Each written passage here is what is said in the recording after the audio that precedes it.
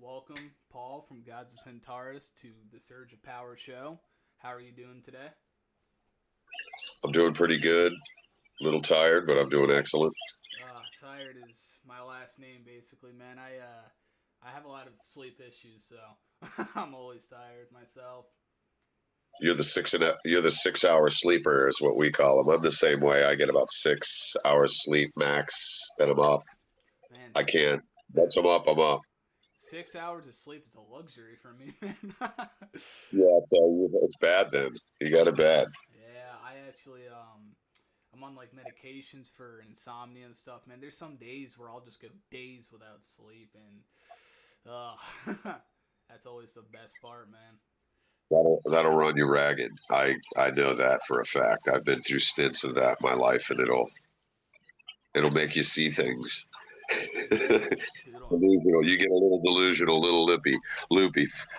There's one time, man, back in this past December, I was up for 89 hours straight, and oh my god, I was hearing stuff, seeing stuff, and I never thought I was gonna end up falling asleep until eventually my body was just like, all right, man, you gotta hit the deck. So I ended up passing out. You gotta black out. Yeah, blacking out is important.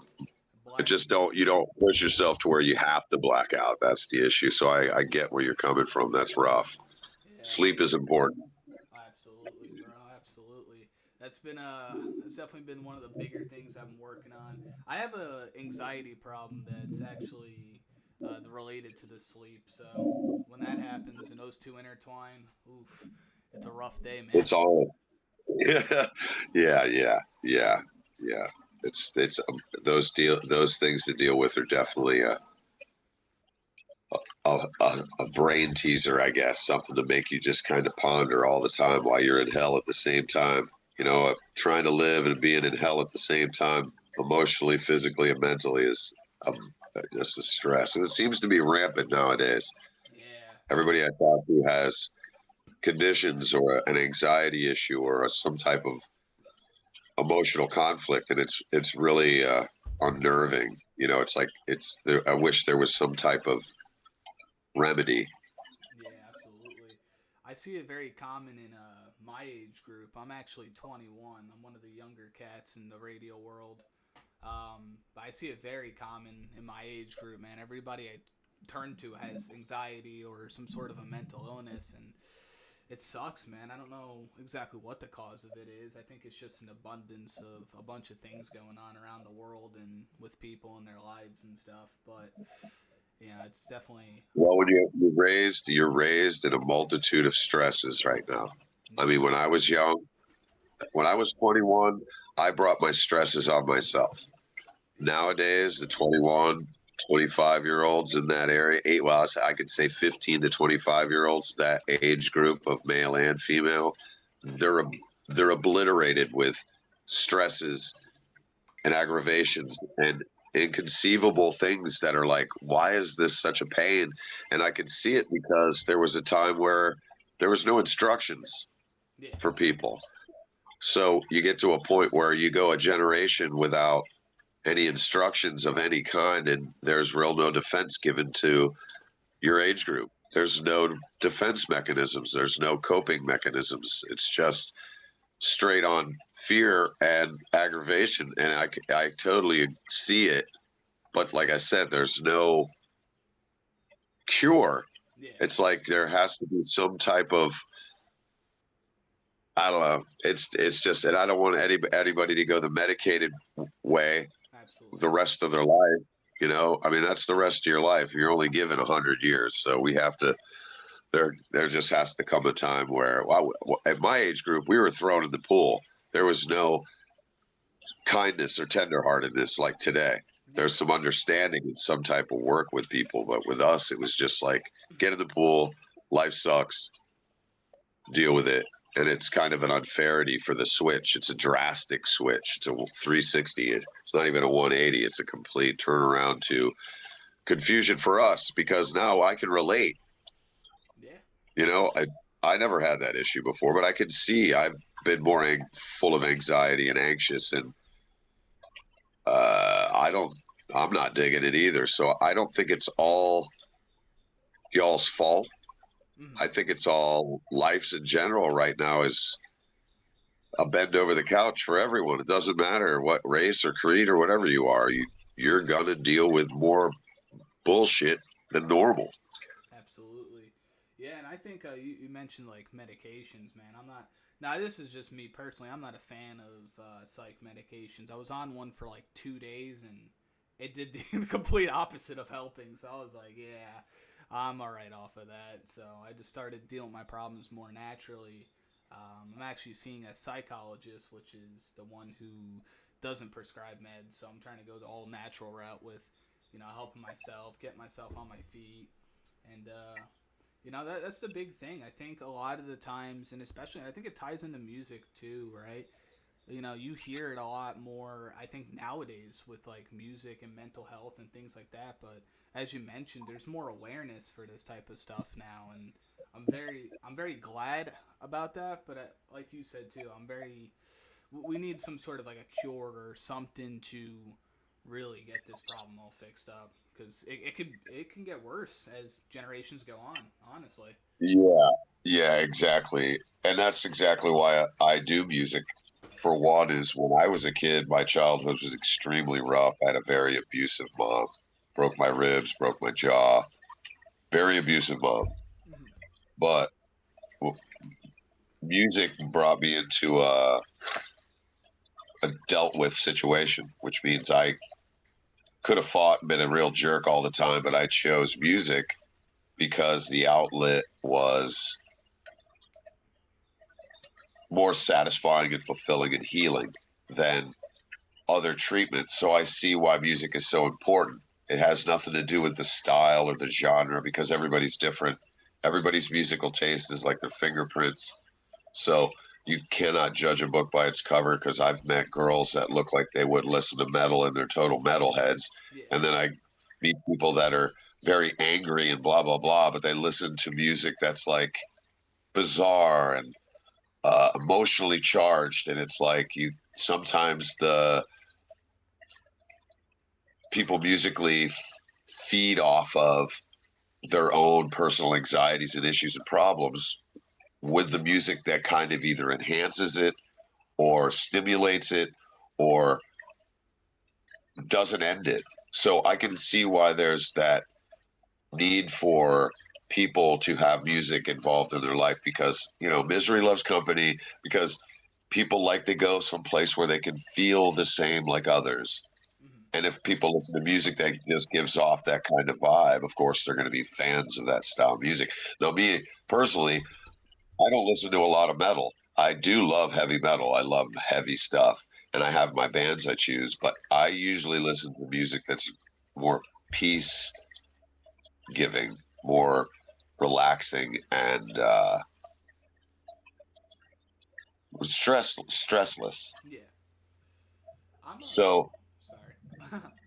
no. Yeah. So that's my outlet is when I'm having bad, I go and listen to what fulfills the vacancy for a minute that my body needs. And it is because music is, it's vibrations and those vibrations heal. And that's why I think music is so important. But it's not a cure, it's more of a buffer. Yeah. And I think that's the sad part is there has to be some way of getting. I live with people who have anxiety, and he has anxiety bad. Him and his old lady, his fiance doesn't, but he does.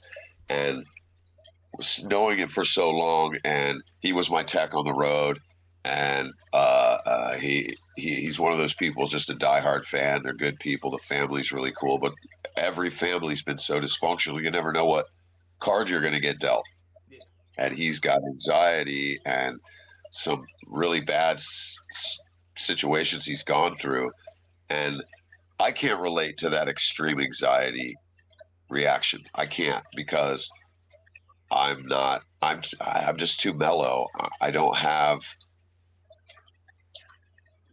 problems like that as far as severity. I have the same conditions, but some of them are stronger than others. Like you have an anxiety issue. It's not your fault. It's what you have been transpired over your emotional status over your 21 years on Earth. Yeah.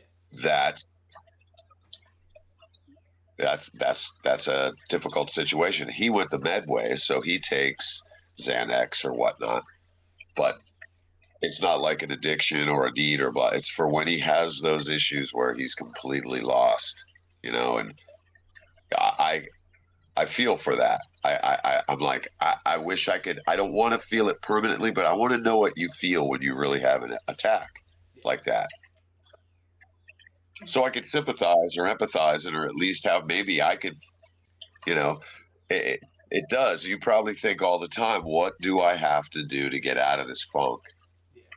Yeah. So Anxiety is like basically you're paralyzed, right? And you're mentally paralyzed. So when you're really like for me, when I'm really deep in some sort of anxiety loop, it's like I can physically move, but I don't want to move. I don't want to go outside. I don't want to go here. I don't want to see that person.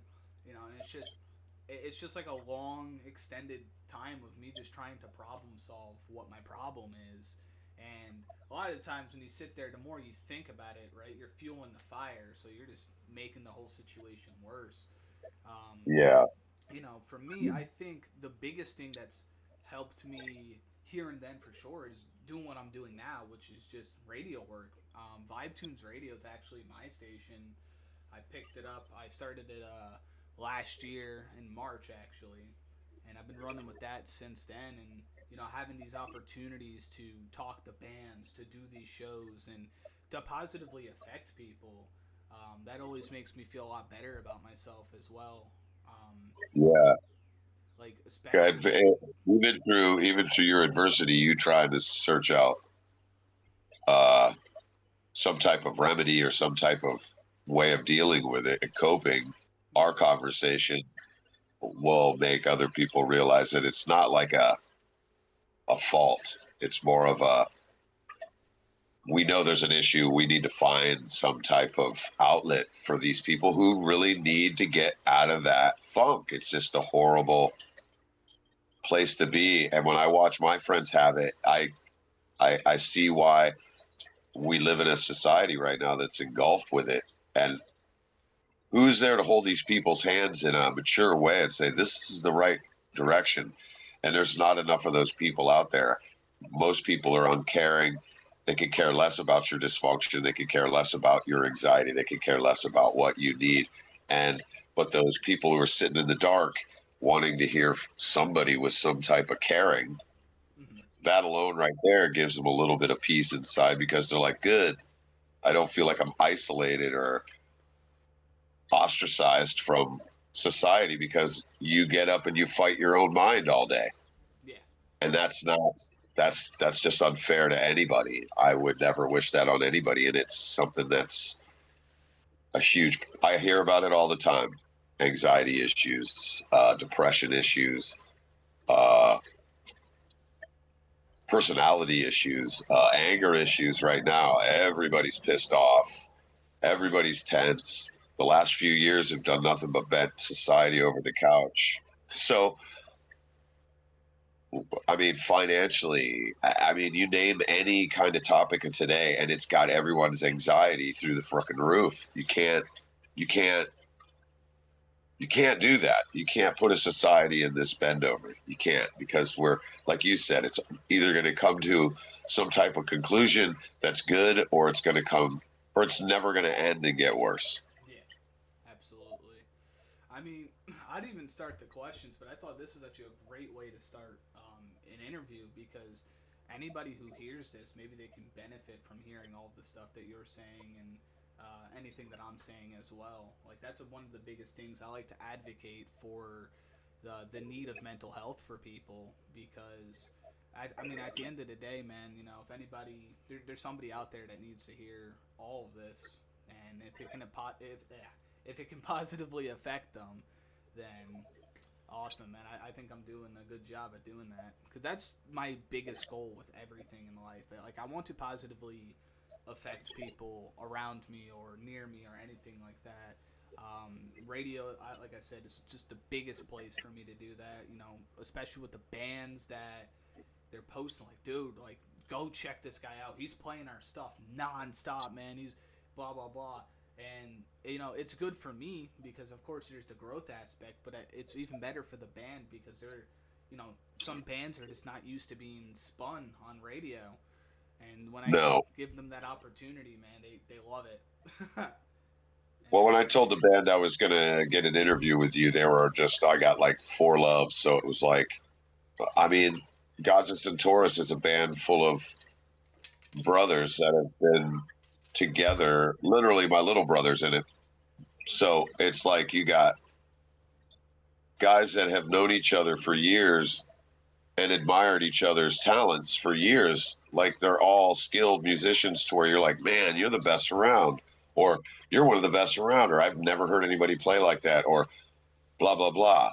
But when we got together, the band was Dark Matter, and there's 119, probably more than that now, Dark Matter bands with no label. So that's kind of, we had to reach out and find something new. So we have a song called Gods of Centaurus. And I was like, dude, that's just a really unique name. It kind of fits us. We're all kind of that. We're a bunch of tough guys who really enjoy metal and music, and you guys are all really good. Let's see what we could create as a group. Jeff Lords, he's also the bass player for Crimson Glory, and they just got off tour. They were in Europe. They did some stuff in Greece. They were just in Texas a weekend ago.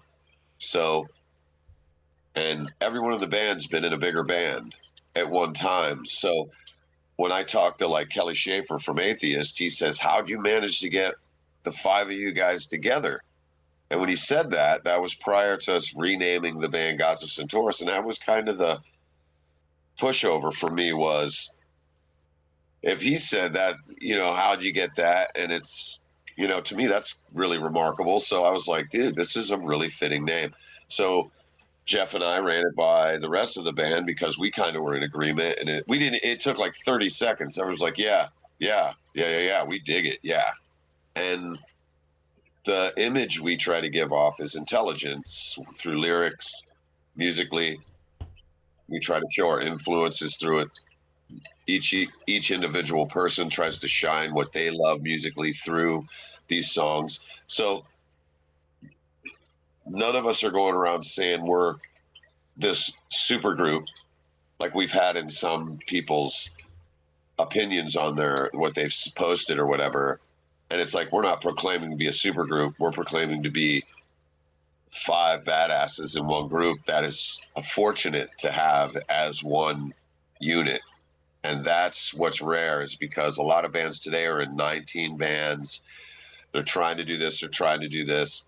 And we got guys that you could barely get together in the same room because of their own huge history, to now have 3 albums together and videos. And it's really impressive to me because this music's eternal. So it's everything, the ball's rolling really good, and we don't want it to go too fast. We want to kind of enjoy things as we go. So we release a song a month, release the whole album, so everybody gets a piece. And I have at least 30 people I know who have us on their Spotify. Some of them are in big acts that are signed touring bands, not to mention any, but there's a few that are very popular that listen to our stuff because they know our talents through the grapevine when maybe but prior to their success. Or I mean, we have Todd Latour from Queensryche sang on our last album like 2 or 3 songs. So it's like we're kind of a foot in the door band because we've all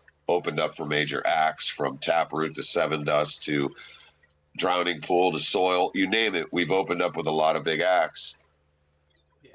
And you get to a point where I don't want to be in a band to just be in a band. I want to be in a band to create something that's eternal, I'm proud of, and I want to share it because of the positivity. Because we write about songs like child abuse, bad relationships through the situation, not the dirtiness of it. We do things to where you actually have to think what we're trying to say without it being so mathematically weird or worded so odd that you can't figure it out. Yeah. And I'm a very legible singer, so you're going to understand what I say because I'm a bass tenor with a huge voice. It's not going to, you'll be able to hear it and understand it. And that's more important because I think, like you said, music like what you do. You DJ the music because you know that music is going to either heal somebody, pump somebody up, save a day, or make you happy because you know what your music set list is and it might enthrall you and you don't even care what the listener does because you know the listener's going to love it either way. Yeah. You know what I'm saying? It's one of those kind of deals. So that's why I do what I do. In this band, it wasn't like that till this band. It's very uh, perfect, as I should say, as far as what any band member would dream about being in. Absolutely. Speaking of some of your other band members who I found out were in other bands, Terry actually, I found out he used to work with Scully way, way back in the day in this band Equinox. Oh my God, yeah. Scully and I, like I said to you before I started the interview, me and him had a good little chat for about 2 hours, and everything Gods of Centaurus related, he said, was absolutely positive, top shelf positive. That this band is fucking great. They are top shelf. They have all the talent in the world. They're great at what they do. I mean, he's even told me he's like some of their material, man, was actually written right here. in my Oh, we love Scully. Scully's one of the Seasons of the Wolf Band has been around longer than God Made Apples, and I tell you what, they've always been a staple band here. I love their songs they put out. I've always been a fan. I've always been a friend. And Scully's one of those people where he helped us out in a few times in crucial moments where our band had to be in a place taken care of yeah, because it's not easy to find any place to jam here. It's not. It's like pulling teeth to find a warehouse to get a band in where you're in a place where you're not so loud you're pissing everybody else off, or it's in a resident near or too close to residential, or if it's whatever. And Scully was always there. If we went, yo, he was always available. And the time spent there, which was a year or so, 2 years, a while, we wrote more than he thinks he knows material in that warehouse. I mean, he saw us play a lot and he was involved in some of the structuring and some of the parts, whether he knew it or not, because he would give his 2 cents because we always would ask him, what do you think? Or how was that? So I'm going to take his word for it because he's been around the block a few times and he knows what music's about. So that's why he's one of the people in our arsenal of badasses you cherish, because you have to have stepping stones and spider webs in the music world because you know all about it. It's a very small world when it comes to metal, yeah, and especially with success. So having him along for the ride in places, he was an incredible stepping stone of goodness because he's one of those people. And he's actually, we should owe him an apology because he's been hounding us to do this stuff for a while and getting stuff for us and doing certain things and getting our name out. So he he deserves a good pat on the back for that. absolutely. Those are the underlying currents that get you places. You don't forget about them. You just, I don't know. It's hard to say. You don't think that they care that much, but they do. Yeah, yeah, So I like that, and I like the Florida metal scene. We have a big, huge family here, and everybody knows everybody, and everybody has. Even with these new bands that aren't tight, they're new and they're starting out, and they're trying their best. It's like, yes, Florida has to get on the map. I'd love to be the next band that gets Florida on the map because we need that here. yeah. We need a band that comes out like Godsmack did a few years ago and just put us on the map. You know? Florida, actually, I think out of all of the interviews I've done, is probably one of the more popular states I've hit up when it comes to interviews with bands. I mean, I've interviewed Siren. There was a band, Absalon. I don't know if you. I forgot what his other band he was in. His name is Ken Pike, but he's from the Florida area. Of course, Seasons of the Wolf, his other band, Twisted World. I mean, I've done. And you hear it, and you heard that same comment is we need to get these. Florida has a huge music scene, Yeah, absolutely. but we don't have any way to make it magnified in any way but through, everybody's doing the social media. We do the social media. We do We have a real cool website, GazaCentaurus.com, and it's got cool stuff and info, but it's still, like you said, having a radio and music playing through it for listeners that need new stuff. Those are the most important things because that's how radio started, and that's why radio is so important. You Absolutely. can't you can't get you can't get a song buried in someone's head if it's not played enough. And I would love to be a guy who'd be sick of hearing my own song because it's played a lot. I would love to hear. I would love that because when I go to work or when I'm doing something and somebody comes up to me and goes, "Dude, I just worked out for like 3 hours with my buddies. We had your music cranked the whole time. They're all shitting bricks that you're my friend and blah blah blah." And I'm going, "Good." They're going, "Now you're all on their Spotify list or whatever. There's whatever. We're on a bunch of sites, so it's like I just think that's like so so every day I'm thinking there's like thousands of people all over the world might be cranking my music right now and just loving it. So that's probably the biggest payoff you could get out of this is that. I think that's the high we get. We get the high from playing, but when you see people react in a way to where it's just needed, your band is needed, that's overwhelming happiness for musicians. It's just Absolutely. Yes. For sure. so Um, and a good thing a good question I have for you here with your music is new listeners, right? New listeners to Gods of Centaurus. If you had to recommend them any song to start off with by listening to just one song, what song do you think you would recommend a new listener?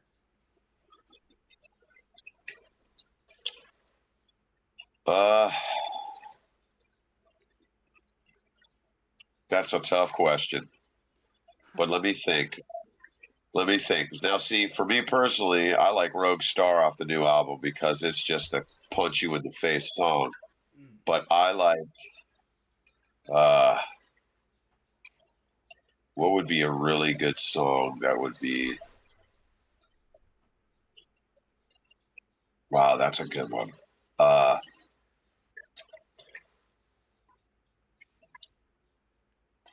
I usually get quite a few hate, people with this hate, question. hate them to pieces would be a song that they'd get everything I think you'd want in a song that people could relate to because people have always been in a situation where their life's going good and they're kind of up on a pedestal a little bit.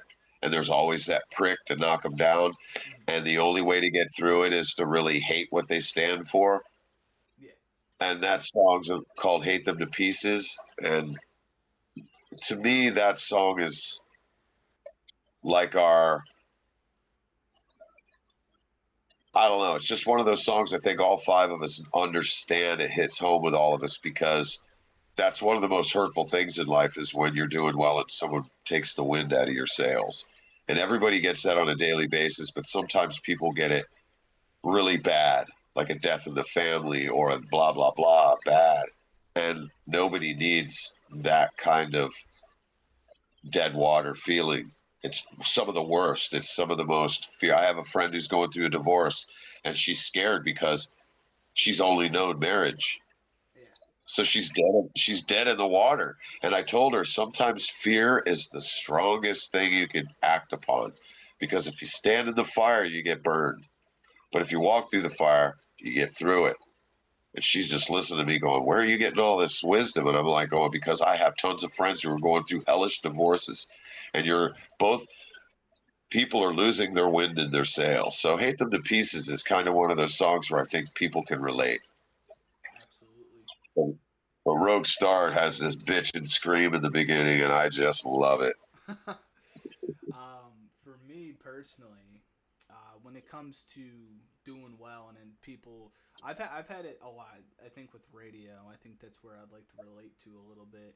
I mean, I started my station, and right off the get go, the people from the old station I used to work at just wrote me off dead.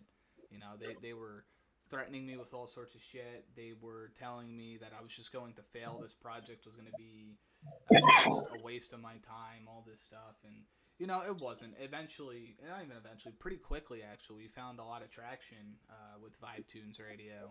But even to this day, man, there's just some people from that station that just always have to open their mouth every time I do good, right?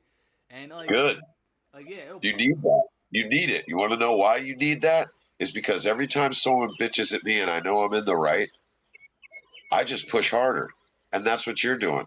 You're just pushing harder. And I don't understand why people do that, because everybody against you is really destructive. But if you're kicking ass and you have a couple people being dicks, that just makes you stronger. yeah, So I see where you're coming from. I didn't mean to interrupt you, but I you're see good. where you're coming from, because that's the, yeah, exactly. I'll shut up now. But yes, that was, yeah, I like what you said, how you said it, because I know you were leading up to saying, you know what, it doesn't matter, Yeah, because now you got your own ship. You're in charge of your own shit. yeah. And So they don't matter. the biggest part is I think there's a big jealousy coming from them because, I mean, this isn't like a call out hour, but I mean we are doing better, and that's the thing because every time I hear something, I'm just like, all right, yeah, please say more because when they do, that strives me to want to push harder and make and do better for the station and get more and more people involved and that's usually how I end up just doing my best is when I hear some sort of doubtful comment or rather jealous comment about what I'm doing and I'm like, okay, well, I got to try to prove people wrong. It's the only way. It almost becomes, as you get older, it almost becomes like a battle scar, because you go through that situation so much in life. Yeah. You're like, what? Like, you know, I, this is what's really cool is because you're on your route to success and you're young and you have the strength and the mobility to do it. By the time you get older and stuff like that, you will the dicks that come out of the woodwork to screw everything for you. You're almost wanting them to show up, Yeah. because you're like, what? Because you already have the roots. Your roots are deep by then. You push a tree over with deep roots, never. But I tell you what, I love it now, because at my age, people try to do stuff, and I just turn around and I say a couple little kind words. I smash their face in with kindness. I walk off. A week or two later, that person's coming up to me going, "You're the shit," and it's not because I need the praise or I'm the shit in my mind. It's because you don't have anything to prove anymore. Yeah. Now you're riding the wave, and that's what I try to tell everyone when they get in that situation. You gotta, hey, keep fighting, man. Keep fighting. People suck. We all know that. Expect it. Expect issues without worry. That's how I live. Because Absolutely. if you worry when it does happen, you're SOL. If you don't worry and you know it's going to happen without your help at all, because life doesn't care, you can look at everything peacefully. You can look at everything wise and step back out of yourself and focus. Yeah. That's hard to do for everybody, but it's something that, like you've heard the saying, you put 15, what is it, 10,000 hours into something, 15,000 hours into something, you're going to be fucking good at it Yeah. I've with heard everything. I've definitely heard that expression because I used to box. I did boxing until I broke my nose and had to focus on other shit. But it's just like one of the big things I was always told. It's actually more with kicking is you do one kick 10,000 times, you're gonna perfect the kick. If you do 10,000 different kicks one time, it's not. It's basically useless. That was kind of the Yeah, thing I was relating that to a little bit. Um, that's exactly right. I love that analogy, because it's so true. I mean, I started singing when I was like 11 years old, secretly in the shower or in the room when no one was home, along with with listening to records. And it wasn't because it was something to do. It was just there was some type of, I was drawn to it. So it's that same focusing. I said, man, if I'm ever going to do this, I can't just sit around and say, look at me, look at me. I can hit a note or hold a key or keep a whatever. My pitch is perfect or whatever. To me, it was, you can't do something in entertainment with mistakes. You're going to make minute ones live because it's live, but studio has to be mint. Your talent has to be mint. I would never mess with a guy who did something for so many hours. If the guy flipped canes for so many hours, I wouldn't even bother the guy, even if he couldn't fight, but he could weld his staff like a champ. I'd be like, you just know better. The guy's perfected his craft, and that's what a lot of musicians I see today, not to rag on them, but I see a lot of people use studios to get off on that. You could set the five of us in a room with an acoustic guitar, basic acoustic, and maybe one of those little cajon that my drummer could beat on, and I tell you what, we'd make the same magical moment without any help because we've taken the time to learn our craft. We've taken the time to become part of it. And that's where people don't understand. It's not that you become good at it, it's because it becomes part of you. And that's the coolest part about that analogy you just gave. Yeah, absolutely. I think practice is definitely one of those things that makes perfect, and I think that's what has made me a better DJ, a better interviewer. I mean, if you were my first interview, I would suck. I'm not gonna lie. The first couple of them weren't great, but everything, because radio is my passion. It's everything I want to do. I want to make it into a career when I grow a little bit older here and get some more time and experience in the field. Or either that or something with music promotion for sure. But I mean, when I first got on to radio initially, um, I mean, if there was an open spot to take a show, I took a show. Even if it wasn't Right. one of my days. And I think it's what's made people like me also too. It's just the consistency. It's the experience in the field and just being able to go with the flow all the time and not be nervous on air and just put up a banger show every Thursday and Saturday.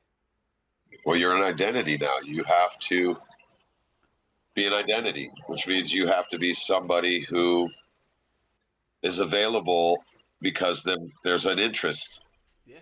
and you have to keep learning with that interest. So the better you get, the more. So now you're doing good and you're confident, and those are the things that your listeners are always going to approve of. Plus, if you give them something, you set the hook with whatever you're giving them musically or interviews or music topics or whatever your ball game is on that platform. That's what makes me interested because now I watch video games. I watch people play video games online, some video games, and some of it has nothing to do with the video game. It has to do with the guy's voice or the girl's voice. I am attracted to people's voices Mhm. ever since I was little. And so, radio, you have to have an interesting voice, something that's going to attract me to your story. So, I've always been attracted to voices. Yeah. So, you could be the most boring person on the planet, but if you started talking and your voice was really cool, I'm going to be like, man, I don't know why. It's just there's something about it. I mean, if you put on anything with David Attenborough on, you're not gonna turn it off. You're gonna you'll turn it off because you'll go to sleep because he'll put you to sleep. But when he does his nature shows, you know that his voice it gives you something. Like it's a return sound. It's really interesting how that works. Like you do have a good voice over the phone. So some people don't have good voices. So that's another important thing for our listeners from my point of view is it has to do with music. If I go out and sing and my voice sucks or has a bad tone and I think it's good, I'm not going to do any good. Yeah. So there has to be an allure. There has to be an allure, and that's important. I But think your questions are good, and you're doing good, which I think is nice because I've done interviews before. And most of the time, they're not personable. Yeah, the way I like to do interviews is like, sure, I've written down questions, but I don't want it to sound like a robot and go, okay, this is the question. Like, I want to have a conversation with who I'm talking to. I want them to share experiences and to, just overall be human. I want it's more of a conversation in my opinion than an interview because it really opens me up to who the person is on the other end of the phone that I'm speaking to, Right. rather than just asking very straightforward, simple stuff. Regarding voice, though, actually, that's really funny that you mentioned that because initially, before when I had the idea of getting into radio, my uncle who DJ'd, he wasn't too good at it himself, but my uncle who DJ'd, he's like, dude, you don't have a voice for this. Like, you're not gonna make it. And I've definitely heard some mixed opinions with it. Some people say like, you don't have like that deep bassed voice, for radio, but then other people say it's like you make up with it with how you talk, with your enthusiasm when you speak and the way you talk. So I Well, definitely you have an interest to your voice. You have a like you're interested in my answer when you question, and that's good. Like you seem legit about your question, not so did you guys. It's more like a I need to know yeah. basis, and that's very alluring. So that's cool to me too. That's pretty cool because, like you said, voices people are gonna doubt you, and they're gonna shit on your parade. But just focus and do what you got to do. That's really the lesson of the day. I think is you can't be for real if you can't pursue through life Yeah. without that kind of focusing and that kind of attitude towards things is, instead of just letting people crap on you and you keep failing because you wuss out.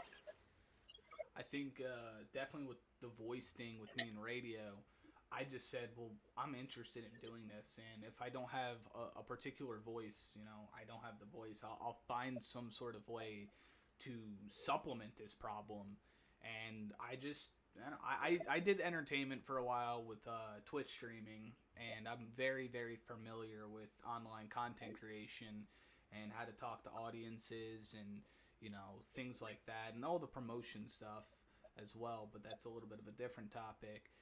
So when it came to just how I speak and how I present myself and everything like that, I mean, it kind of came naturally to me when I transitioned to radio because radio is kind of like the same thing. I mean, in essence, you're kind of talking to an audience of people every couple songs, and you're giving them something that they want to hear besides the music.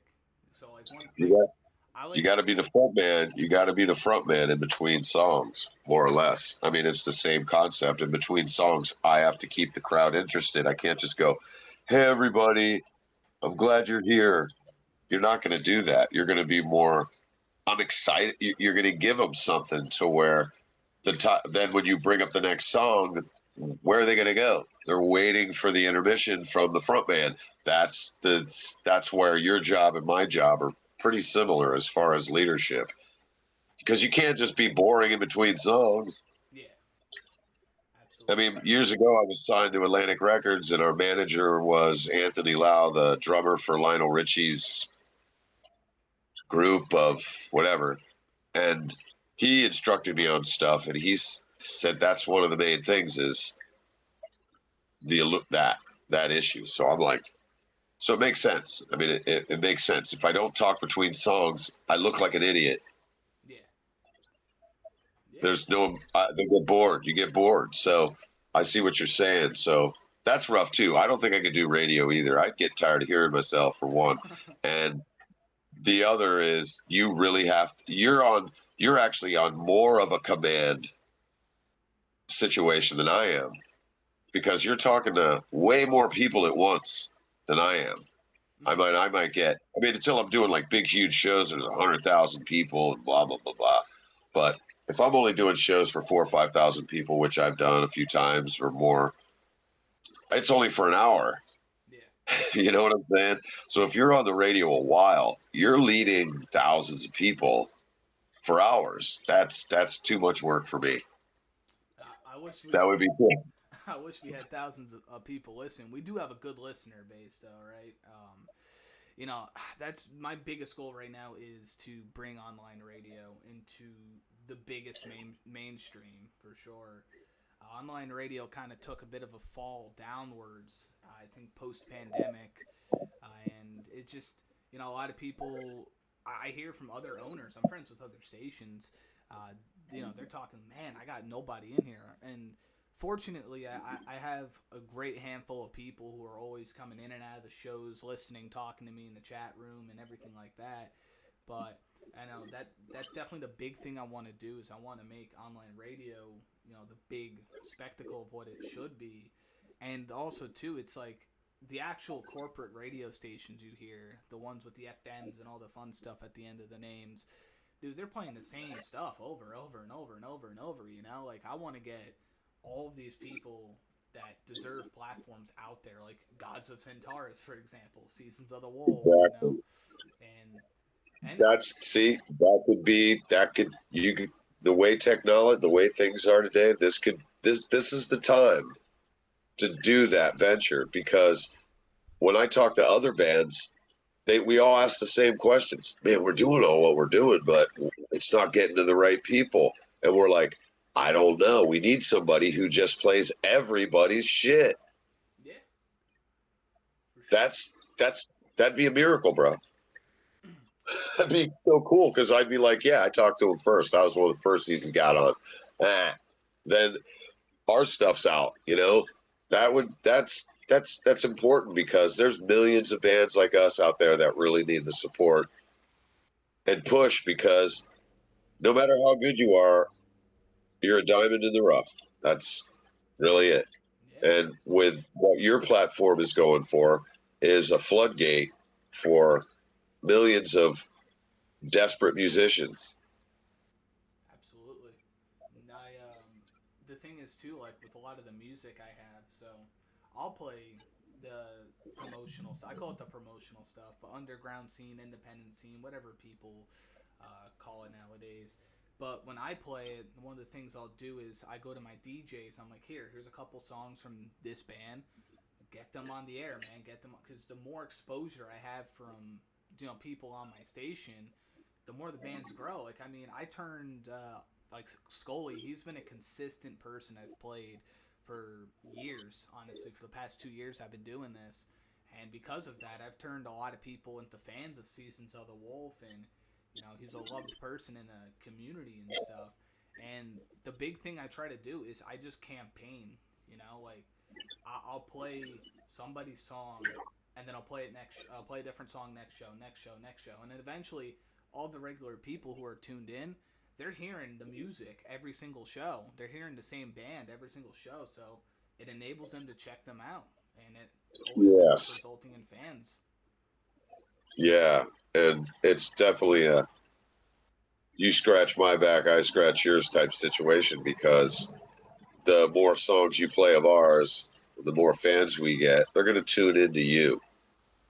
Yeah, And that's a plus for everybody because it grows our family of people who give a shit about music and not just mainstream music because that's not where it's at.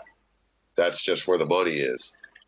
We don't care about the money as much as we care about the validity of thousands and thousands and thousands of musicians who just want you to listen to their shit.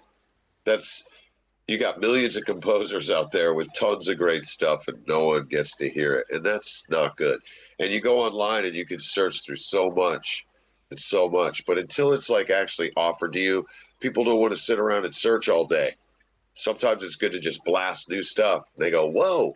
And that's how I am. Sometimes I got to throw like a dart at the map when I'm looking for new bands to listen to, is because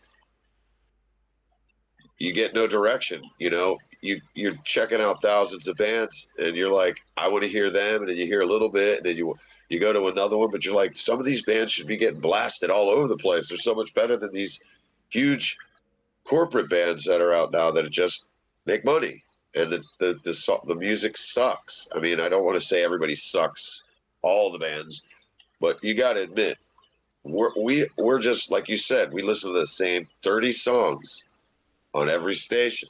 yeah. It's like I don't want to learn the lyrics to songs. It's kind of like I eating. don't I don't want to have it in my brain anymore. It's like it's give us a little bit more to eat Yeah, when it comes to playlists. absolutely. I mean, it's kind of like eating the same food over and over. It may taste good the Yeah, first yeah. time and the second time, but when you get to round 56, I mean, how good is the food God, really? You know? it's I use the analogy. Me and my brother hunt every year, so we go hunting, and we always say it's like shooting the same deer every hunting season. Yeah. Just what a lame time, you know? Because when we go hunting, it's awesome and we love it, and there's always something to get, kill, eat, and appreciate the land. But until then, you're just listening to the same dead deer every year. It's like, come on. I've checked out some good bands lately, and they're really good. But then I go watch them live, and I don't know what they're doing, man, because they don't sound the same. It's weaker. It's not performed the same. I give them credit for touring all the time. You're going to be tired, but you got bands like Priest and these older bands that are out there still touring and singing almost as good and kicking ass with the same veracity. And what happened? I don't want to hear a great album if I can't go see them live and see the greatness again. Like you go here, listen to a Van Halen album years ago, and then go see them live. You left going, dude, Van Halen's the best band on the planet. Yeah. But that was years ago. There's a whole other bowl of soup, I guess, because there's no like legends anymore. We're not getting these legends. I mean, the last band everybody talks about still as a legend is Guns N' Roses. Mhm. I'm like, oh my god, Yeah. when's that going to die off? Let's get into these. Let's get some giant acts to follow instead of like mainstream. It's just it gets old. It gets old. Yeah. But I know what you're saying. I know what you're saying. I think a lot with mainstream bands is like they'll get big, they'll get popular, but you know they don't get like immortalized into like that legend pool, like you were saying. I mean, like, and I think maybe it might have to do with some of these bands. I've seen literal bands before who like just one to one rip off another popular mainstream band and try to go for a sound that's not theirs, and they'll get That's all over the place. they'll get That's a disease in the musical bloodline right now. Is because I hear thousands and thousands of bands that sounds like the last band I just swiped from. We don't sound like anyone, and I put it to the test. I mean, we've had like a friend of my bass player said he's in a I don't know what signed act I can't remember as some European band said that I remind him of Chuck Billy from Testament. Now, when you hear compliments like that, you're like, you know what? Those are the bands I was raised on that are still on tour and still legendary and still sound great. So when you get compliments like that, you're like, well, what are these mainstream labels pushing? What is their premise? Because it's weird. It's like, I don't want to hear the same thing over and over again. I don't want to even hear, thank God for like really good hip hop and some of the other stuff that is off the mainstream metal because at least it's enjoyable. It might not be metal, but sometimes you want to listen to some really good new metal bands, and all you're hearing is the same 100 they give you. Here you go, and yeah. that's not a lot of music. That's not a lot of difference because 85% of them just followed the last band, and I just can't. That's one of my pet peeves. Is I don't want to sound like anyone. I want you to think of other bands like, man, these guys are good. That's it. I don't want you to go, man. They sound a lot. They sound just like. Bleh. Yeah. That's insulting to me because then it's already done and we're wasting our time. So, by the grace of God, we don't sound like nobody, and we've had major acts that are touring acts that have told us you guys are very unique, and that's a word you don't hear anymore. So that's one of the reasons why I want to get us out there as much as possible is because of it's one of those things that is important to these younger listeners because they're not given much and the lyrics are piss poor and they make no sense and I want them to be literate. You know what I'm saying? Yeah. I definitely do. But yeah, I definitely do think there's just a lot of just copy and paste out there, man. And I think it's big though to stand out.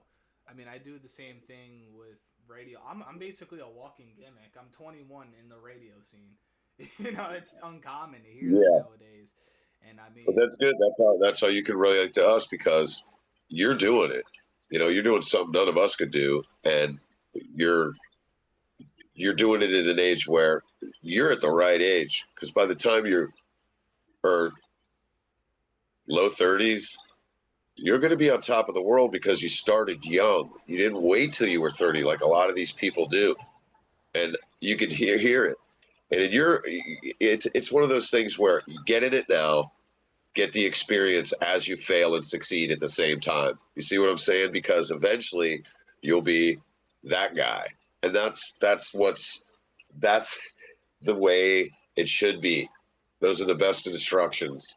Same instructions I gave my son, and he's, you know, an incredibly well-rounded, smart, intelligent, has a great job, son. It's those kind of things. Start now. Get out of bed.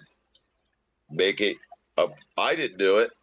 I learned from it. I should have done a lot of things earlier, but knowing that later and seeing it now, don't ever let anybody go, hey man, just wait, do this. You're not doing this, blah, blah, blah, blah. Do it. There you go. The fire is on. That's a successful story right there. I mean, don't listen to anybody. You got your solo career. You're young. That's way more armor against success or for success and against your adversary than most of these kids nowadays who can barely function without their mom. Yeah. And I'll give my mom some credit though. She has helped with some of the bills on the site. But No. Moms are important. Don't get me wrong. Moms are number one. You never. But they're there for the reason, not for all the reasons. yeah, absolutely. Moms are superheroes, and all my women friends will tell you. I tell them that being a mom is a superhuman thing. Mothers are incredible. I wouldn't want to be one. Being a father was difficult enough, but Yeah. it's mothers make men more successful. You quote me on that. They do. Without women, we wouldn't be. Now, today's women are a little offset, a little off canter, but it's easily fixed over time. But like I said, a woman who is good to their man, that man succeeds. Doesn't matter what woman. It could be your mom, a sister, a girlfriend, a wife. Those things make men better. Bottom line. We just treat them like crap most of the time because we're dumb. But other than that, that's the success of life. So I would never take away a mother's powers because you do need them. Like you just said, you need them. You can't further along without it. Dads are just there to make sure you don't really screw up real bad. That's what dads are for. They're just there to make sure you have a bedroom and don't screw up. Yeah, for sure. So I was told from Scully because you were talking about my age, 21, all that fun stuff, and he's told me something that was very impactful. He was saying to me, he's like, "Man, I don't say this shit to anybody. This isn't just a simple I throw this compliment around." He's like, "But your age for who you are, you're very wisdom. You have a lot of wisdom, and you're wise and intelligent, and you're consistent. And you're good at the shit you're doing." And you know your path in life very well.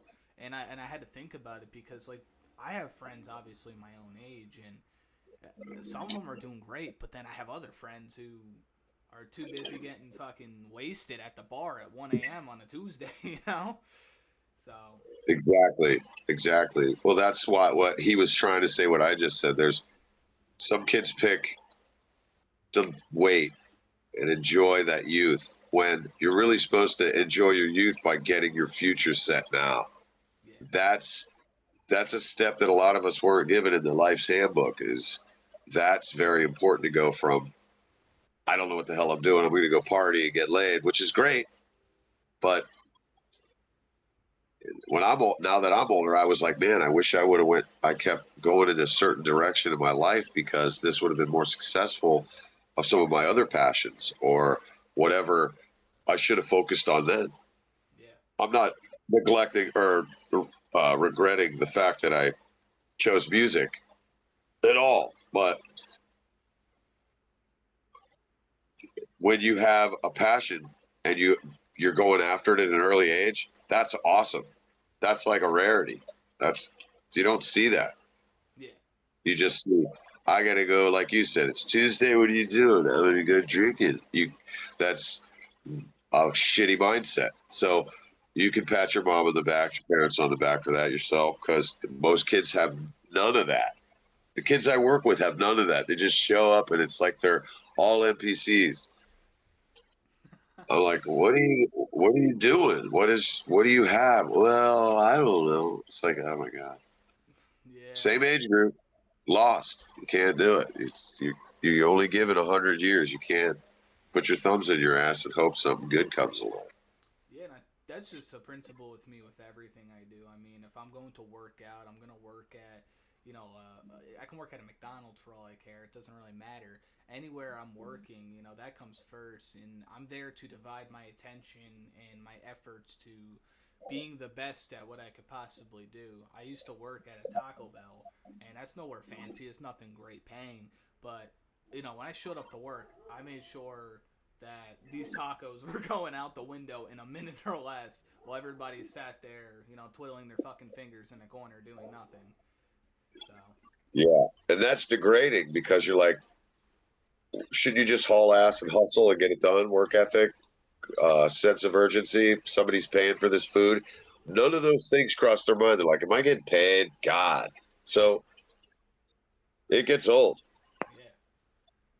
Yeah. And for me, it's just everywhere I work, everything I do, if I'm working on anything, I just drive some sort of an obsession for the time period I'm working, right? I've worked tons of jobs. I've been a flip floppy person when it comes to, working outside of content creation and radio and stuff. So, but it doesn't really matter because every place I've worked, I mean, I'm not going there to just stand around and look funny. At the end of it, I'm getting a check at the end of the week or the end of every other week. I want to earn my stripes. And my stripes in that case would be my Right. check. Right. Yeah. You can't. I mean, if I'm going to go to a job, uh, I want to feel like when I left the job, like I just worked a 14-hour shift yesterday and the day before, and I'm like, I earned that money. I kicked ass. I earned that money. That's awesome. Okay. These kids have none of that. They're just like, it's either mom and dad are flipping the bill, or they're set up in some weird housing situations where they don't have any responsibilities, and you're like, what happened? What what is going on? So yeah, that kind of focusing in life is a rarity. I mean, you could spot the good ones nowadays because they just seem more mature, more wise. You have a conversation with them, and you almost feel like you're having an adult conversation for real. Yeah. And I can't do that all the time because most of the time I almost have to dumb down. What?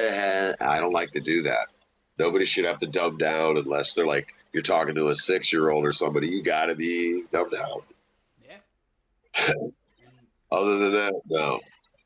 for me, I'm trying to get back into the actual job markets out there. I got time back all the way to the beginning of the interview. The anxiety thing is what's really been killing me with just getting out there, working, doing stuff like that. I mean, that's been a tough part. I've had a couple of stints at jobs, and I just couldn't sleep for days. Anxiety going nuts.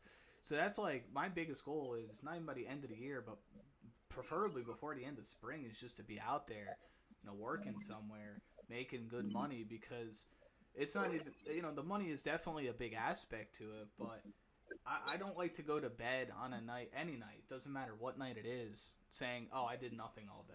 Today was a shit day. I want to go to bed Yeah, feeling fulfilled with how the day went for the 16, 17 hours I was awake for. yeah, yes, yeah. Accomplishment and small goals are the most important thing in life. Everybody's my long-term goal is to eventually get. Well, you're never going to get there.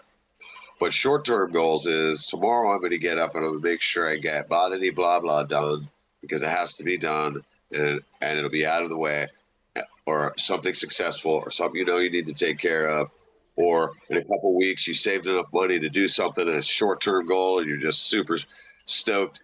So when you get there and you do it, you're like, this is way better. Life is way better. Yeah. because in the process, you're getting blessed all the time without you seeing it. And then when you finally get to that goal, and you turn around and you go, man, everyone has helped me, everybody's encouraged me, or all these other little idiosyncrasies happen for the good in the process of taking those steps for that short-term goal. And I don't believe in long-term goals. There's no such thing as long-term goals unless you're like a millionaire or something. It could go, well, next year we're all going to Greece. Yeah. But you know what I'm saying? But there's no, to me, a short-term goal is in the next 2 weeks, I'm going to get such and such and such goal accomplished, as minor or major as they are, because they're accessible Yeah. and it just brings positivity. It, yeah. So I don't know. It's just, I've realized that through that process of thinking, you get blessed in really small ways during that. And it's just way more gratifying. Life is more gratifying. Yeah. So that's what I get from it. I'm definitely Without that. I'm definitely with all the issues I got mentally. I'm stubborn to give up on anything, you know.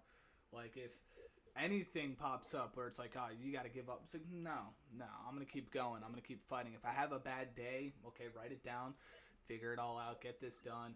You know, like I am very confident in the fact that everything that I'm going through now, the darkness that I'm sitting in with a lot of the issues, it ain't gonna be dark forever. I know it's not, and that's been basically my motivation to just keep going every day and keep trying. And every day I want to just do better than yesterday. If I did, 4 really good things yesterday, I want to do 5 today.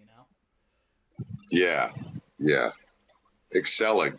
And they're all little tiny in your subconscious and personal tiny goal list. I mean, it's like, it keeps you fired up.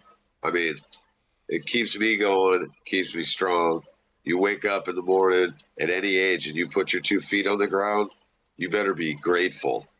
Mm-hmm. You better be grateful and let that happiness of that gratefulness drip into all the other stuff you do in life. And it's so much easier. It's so much easier because I'll get yelled at or I'll say something and whatever. And I'm just like, or I'll hear something and I'm just like back to whatever. Like, I don't even know that exists. I'm too positive to even care. You're too focused to even give a shit. So you just get up, you deal with your own personal burdens, demons, and then you ride the wave every day. And you do want to come home going, man, like last few days I came home, I felt like I conquered the world. It was a great 2 days. I Yeah. know there's going to be more strife in my future, grief, whatever, but I have to go tomorrow, just like I did the last 2 days, and treat it the same, whether it's bad or good. I got to just get it. Yeah. So, For sure, man. Well, I think in this interview we covered a lot for sure. I do a good job covering the band? I know we broke off topic a little bit, we but didn't need to. We got enough of the band in there to let people know that we are just down to earth people and normal, and sit in my carport and have a doobie and a beer or whatever your preference is, and you have a bad day, pour it on us. We have a bad day, pour it on you, and give each other some encouragement and help. That's more of a conversation we had. For me, that's what I think is best to take from any kind of conversation like this. I think the band will speak for itself, and I really want people to hear it because absolutely. it's good. But I really, I appreciate the conversation with you because I didn't just want to talk about the band. I Yeah. think people get more interested in what we look like, what we sound like, what we feel, how we deal with life. People are encouraged by that because the music is already speaking to them. And sometimes people want to know who the person is because I don't want to be a bullshit artist.